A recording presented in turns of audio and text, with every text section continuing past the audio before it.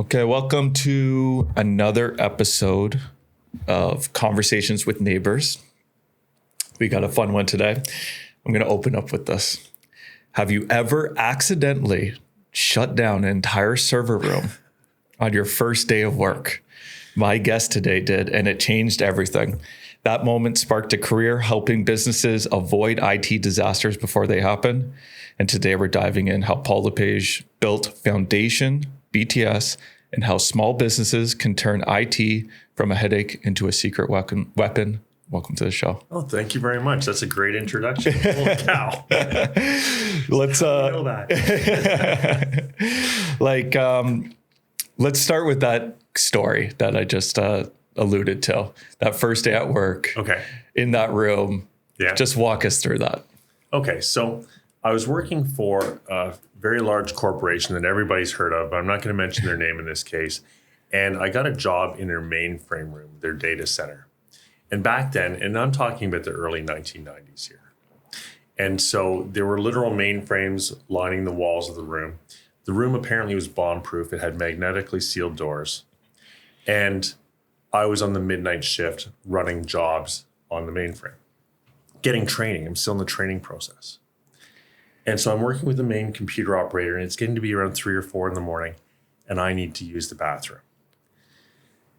So I walk up to these magnetically sealed doors, and I'm like, how do I get out?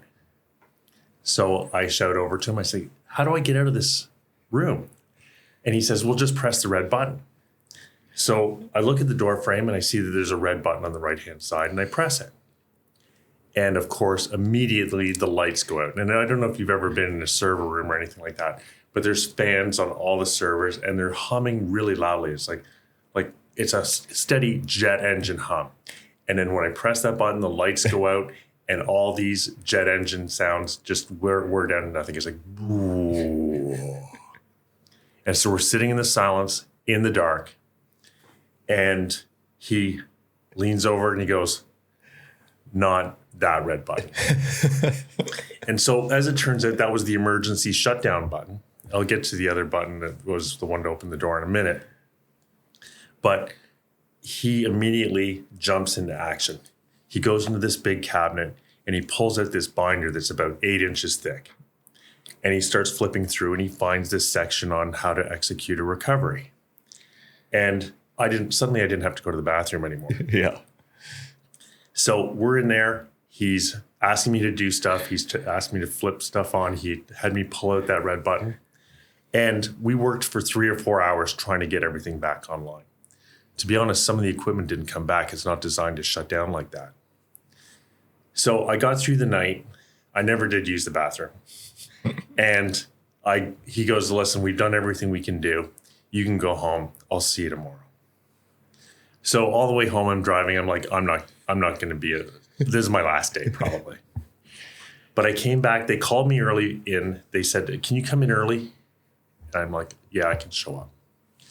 So I went in. I was fully expecting to get my pink slip. And the GM of the company and the IT manager greeted me at the door. And they said, hey, listen, we want to thank you. And I'm like, what's happening? He goes, well, first of all, we didn't think you were coming back. But thank you for coming. But also, we want to talk about the improvements we made as a result of this situation. They said, you know that red button? Well, we put a cover on it and we put a label on it that says emergency shutdown. And then on top of that, on the left-hand side of the door where the red button that opens the door is, we took the coat hook off that was hiding the button because there were coats there. And we remove that coat hook and we put a label on that side that says, door release. And so none of this is your fault. We just want you to know that. And, we're glad you're back. And by the way, we just want to let you know that job cost us $160,000 for that error. And I'm like, well, that's great. I'll be working for 5 years to pay that off.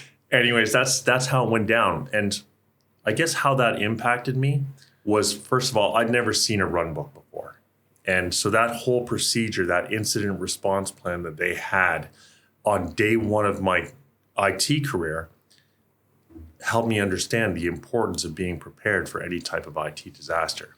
And thankfully, being in this business for close to 35 years now, I've been able to benefit from it, being that level of preparedness. Yeah, it's amazing like how one quick moment can spark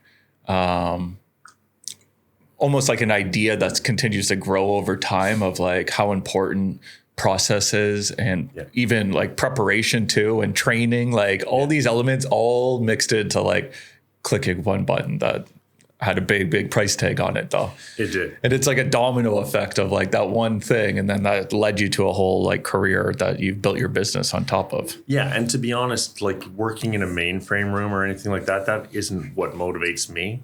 I didn't really enjoy that work, but it planted the seed for things that I do enjoy doing, which is helping people be prepared for situations, and then also helping them with their productivity.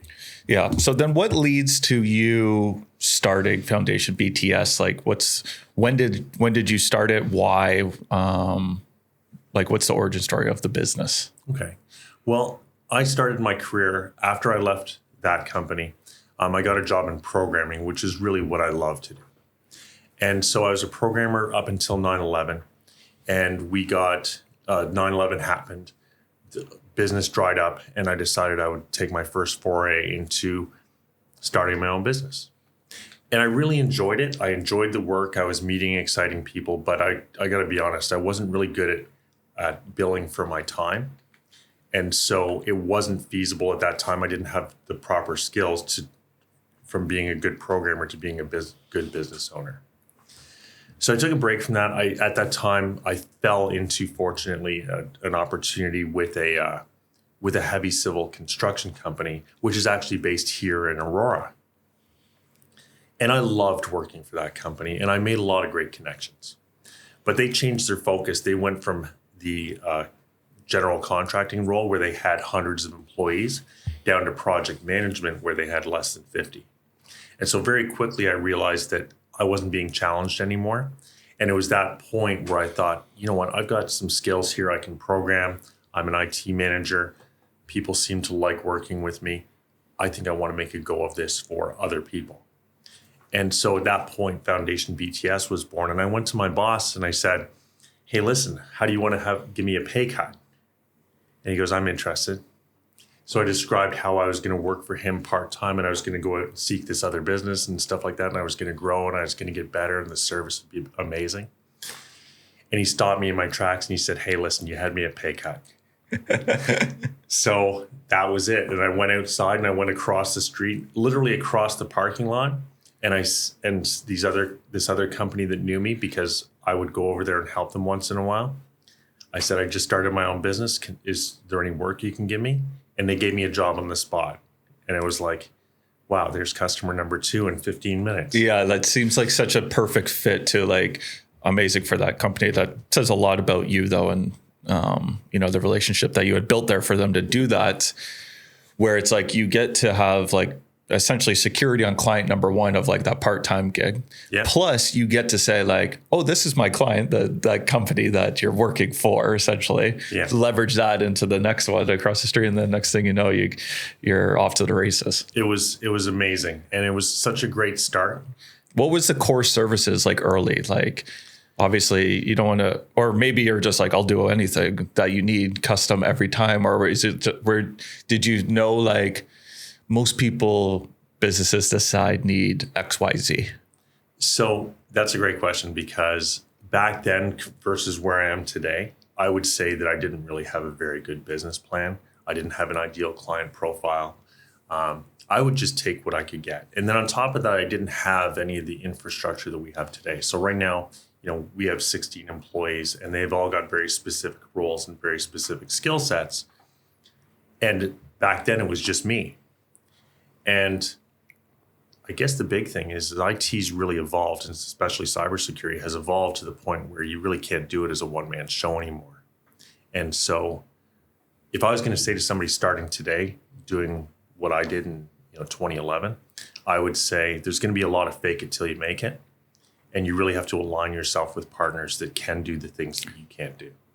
So I'm not saying you can't do it, but I'm saying that it's a long and it's a hard journey, actually. Yeah, for sure. That's like you know, I think a lot of, especially like service-based businesses, you take like a specialty skill that you have, right? That's valuable, right? And you're just wrapping that. That's what you're presenting out. And then you build the business like around it. But it usually starts with like a specialty skill. So it started 2011?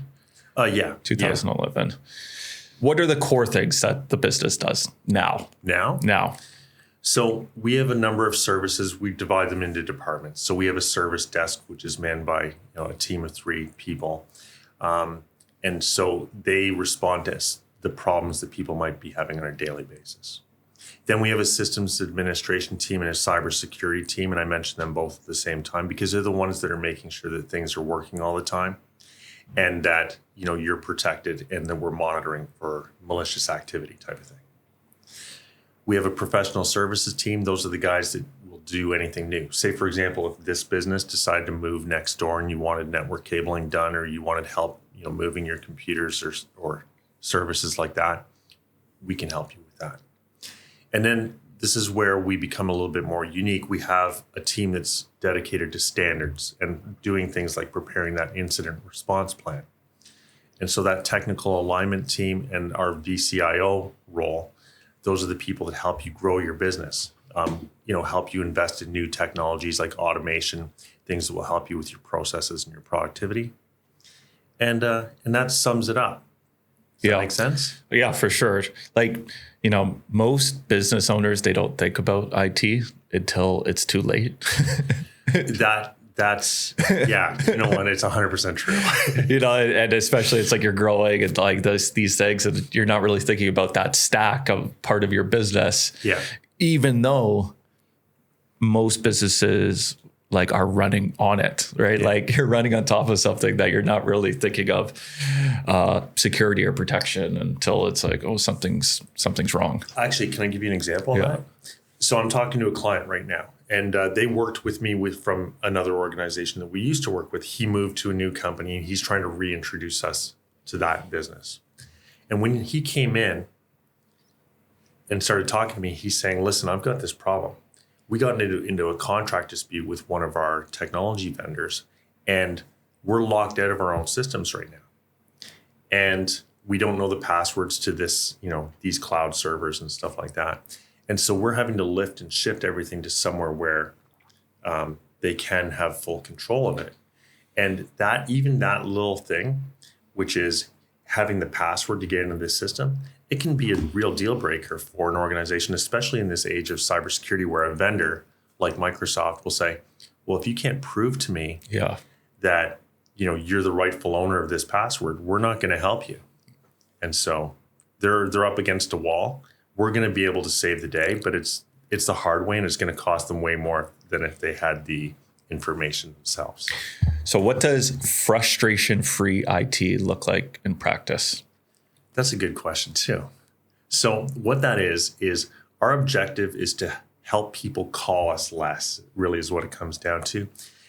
If you buy a car, as an example, you expect it to work all the time.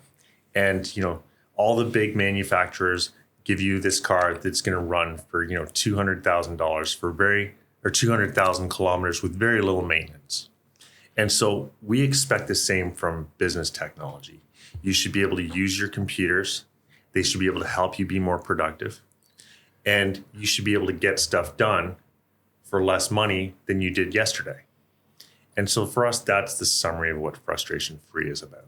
What are common IT problems that people face? Like what are the common ones that usually pop up? And you've been doing it for a long time, and I'm sure it has changed and evolved over the years. But what are just some common pain points that people feel? Okay, well, the silly one is that people forget their passwords a lot. And, but having said that, when they do, they might not even remember the procedure on how to reset their own password. So that's just a simple one. It can be if you're a mobile worker, you are trying to connect to a new network and you're having difficulty with that. Or even your company's policies may restrict you from connecting to networks that aren't trusted. It could be, quite frequently, it's just printer problems, right? For whatever reason, your computer's not talking to the printer and you want an answer to that. Another one used to be back in the day with QuickBooks. Everybody loves QuickBooks. QuickBooks would release an update without an announcement, and then somebody would not be able to get into it without it updating, and they didn't read the message and they don't understand why it's not working at the moment. So there's a multitude of reasons. Yeah. Some are more common, like you said, and we're prepared to answer all of them, I guess. Yeah. You're a programmer. You love that piece of it, like at the core. What's your take on the AI wave that's happening right now? I guess 2-part question. Yeah. Because I think it will be for both. One, like, especially on the programming side of it, where it's like almost giving people the tools to like be able to program without having to know how to program. Yeah. That piece. What do you think about that aspect of it? We'll start with that. Okay. And then the second part of that sword is the security threats now, like that are going to be coming up even more. I think would you say that there's a even bigger wave of more protection that is needed because of these tools? Let's start with the good one. Yeah. And how you think about that piece. Okay. And then kind of the more like scary, be protective one. Okay. Well, I do believe that we're in an age of change more than ever before. And, we've seen it when .com came out. We saw it in the Industrial Revolution. And so we're seeing it again with the advent of AI. And it is going to be very disruptive. And I guess from my perspective, while it is disruptive, it's also a huge opportunity for people to take advantage of that in order to become more competitive. An example in my own business is I used an AI I was having a conversation with a potential customer, and they said to me, hey, we're putting out an RFP, a request for proposal, so we could respond to a bid where they're trying to hire a new IT company. And we weren't in the RFP game. But in the conversation with them, they said, listen, this RFP is due in 2 days. Do you think you can submit? And I was able to use ChatGPT to build an RFP in 2 days, and we won the bid. Yeah. And it was like, it's incredible. I'm like, that was unfair. I honestly, it must have been yesterday. Yeah. 2 days ago. Yeah. Kind of same thing at Neighbor Media World here. We had a meeting. We had the written down notes and stuff, and then me and Lynette went there to build out the proposal for it, right? Yeah. So we have the notes from the meeting, and then she's like, okay, we map this all out, and then I'm plugging that all in the ChatGPT, build out this full proposal, send it. And I'm like, what just took us half an hour? Yeah. 2 years ago when we started this would have taken us half the day. Or all day. Or all day to put this in. The amount of productivity that comes from that piece is incredible. And it's just it can be applied to so many different things. So. Yeah. And, there's so many examples of where it's helping us. For example, I know that ChatGPT just came out with an agent feature. Yeah. And so it's supposed to be able to help you with scheduled tasks now, which for me is a person who is not a big routine person. That could be really helpful. It's like having a personal assistant, but it's digital, right? Yeah, there's so many applications. It taught me how to program in Python in a couple weeks. Yeah. Right. And it's not a language that I'd used before. I hadn't programmed in a good few months. Yeah. PowerShell's my thing. So it's an amazing teacher as well. Yeah. So do you want to move on to the other part about oh my God, how is this going to wreck us? Yeah. It's here you are, you can help us do anything and create anything. And then on the other one, it's just it could be used for danger as well too. Yeah.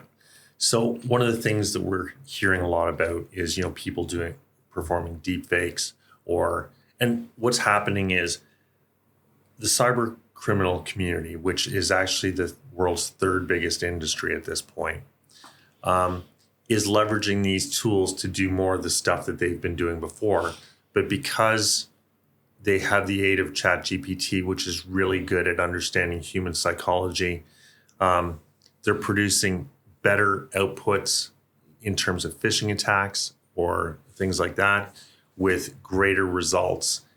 With more frequency. Yeah, it's got to be, the volume output's got to be higher too. Better, faster, smarter. Right. And so now our tools have to adapt to respond better, smarter, faster.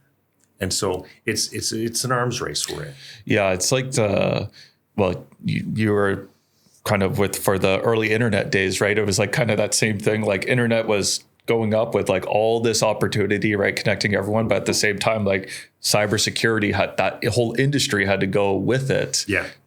It's the same thing now where it's like now you have the AI technology and the security wave also has to go with it. Yeah. So I think exciting times for your industry. It is. And I think the other thing is like people are rightly concerned that it might disrupt their jobs. And so what we're seeing is it's helping us with our existing team be more productive and effective at doing repeatable tasks. And we're seeing areas where, so for example, let's imagine you made a service request to my team. We have an AI assisted chatbot that will ask you a couple questions before it connects you with a human being. The next level of that will probably be if you make a request that was the same as a request that was made before, where it's able to see what, for example, Wyatt did from my service desk, see what he did.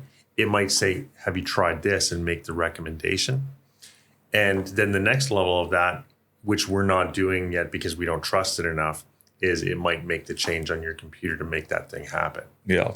So there's an evolution. We're still in the infancy stages of it. And I think as a business owner, my responsibility is, actually, I'll talk about two responsibilities, but the first one is we want to make sure that it doesn't do more than it's allowed to. The second thing is, as an employer, this is going to be a big tangent. Back in 2008, and actually back in 2011, when I started my business, one of my values was I was only going to hire labor working in Canada. And so we've stuck with that right up until this year, and we're still doing it. It's still on our radar for the next 10 years. So I want to protect Canadian jobs. And the reason behind that is when 2008 went, like the big recession in 2008, half my family became unemployed during that period of time because they all worked in the automotive industry, which, as you know, is huge in the Aurora Newmarket area. And so I'm like, I got to support Canadian jobs. And now I'm looking at AI as something that's like, well, if I can't employ people, how do we support our economy? So AI has to complement labor instead of replace it wherever humanly possible. Yeah, for sure. It's going to be, yeah, I think that's the right take to have on it. Yeah. I feel the same, like support Canadian workers, but as well too, you can contribute to the Canadian economy as a business owner by leveraging these tools to have more output and to be more productive. Mm-hmm. Okay, quick lightning round.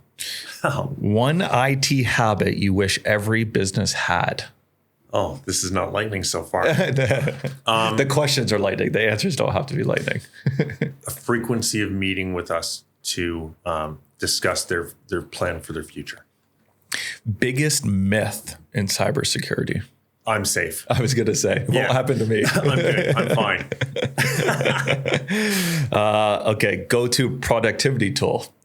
Well, right now it's ChatGPT. Yeah. Finish this sentence. A business that ignores IT is? Not going to compete. Love it. Okay, and then as well too, the other piece, you got your business world of it, but as well too, you're involved in the community, and especially with 100 Man Who Give a Damn. Oh, yeah. Like, what is that, and how did you get involved in it? So what 100 Men Who Give a Damn is, it's a grassroots charity with members from around the Newmarket and Aurora area. And what we do is on a quarterly basis, we'll invite 3 charities to come and speak for 5 minutes each. And at the end of that 5 minutes, we're going to select by a vote which charity will get the lion's share of our funding. And because it's 100 men all bringing $100, then the result is one charity will walk away with up to $10,000. Now, we're over 100 men now, and we're trying to spread the wealth. So we give the lion's share of the funding to the charity that was voted for, and the other 2 will get an amount for showing up. And so the benefit of it is for the charities, it increases awareness for them. And for the members that show up, they feel good because they've been able to, do good in literally less than an hour. And so it's been really amazing, actually. Yeah, it's got like all the great things where it's like a nice social group for the men who give a damn, right? Yeah. It's a easy way for them to get involved in like non-for-profit charities, the community in that way. Yeah. And then as well too, it's great for the charities that are always looking for support, funding, awareness too. So it kind of checks all those boxes. When did you get involved? How do you get involved? So I have this friend named Mike Smith, and he and I bumped into each other at a network meeting, and we were talking, we were kind of hitting it off. And at that point, he said to me, hey, I'm going to this thing in Waterloo tonight to check it out, and where there's another chapter of 100 Men Who Give a Damn. And the thing I'll say about it is every chapter operates differently. There's no real rules to it, and we're not actually directly a charity. We're kind of a pass-through. Yes. You show up, we're giving your money directly to the charity. So anyways, we went there, and I'm in Waterloo, and I'm watching the process go on. And it was touching me so much. Like I was actually felt like I was going to cry, actually. And at the end, one of these charities did win the lion's share of the money. And this guy stood up and he said, hey, listen, I just listened to this charity over here that didn't win, but I own a construction company. I have a skid of drywall in our warehouse right now. And because your initiative is you're trying to build a new wing for your building, we're just going to donate all the drywall. And at that point, I was like, we got to do this. And so we came back and we had it rolling within the next couple months. How long has this chapter been going on now? Since 2016. Oh, nice. Yeah. Nice. And for someone that wants to get involved in that, what do they do? Just go to the website, reach out to you or Mike? Like, what's the process for that? Show up to a quarterly meeting? Yeah. So what you can do is you can email info@100menwhogiveadamn, NA for newmarketaurora.com, and just say, hey, I'd like to come, and we'll tell you where the next event is. As a matter of fact, our next one is the first Thursday in September, which I think is September 5th. And we're going to start sending out those emails right now. Awesome. Okay, we'll put like all that info in the show notes here. And okay, thank you so much for being on the show today. Oh, my pleasure. Awesome. Okay, bye-bye. Bye.